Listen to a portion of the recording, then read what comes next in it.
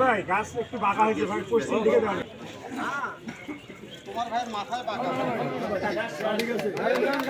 মাননীয় প্রধানমন্ত্রী দেশ নায়ক তারেক রহমানের ভ্যানগার্ড হচ্ছে যুবদল।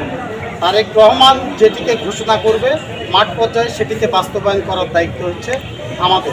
এই জন্য আজকের এই প্রোগ্রাম শেষে 11টি ইউনিয়নে কবে কোথায় আপনারা বসে একটা ফিক্সার তৈরি করে ক্রমান্বয়ে আমরা এই কর্মসূচিটা চালিয়ে যাব।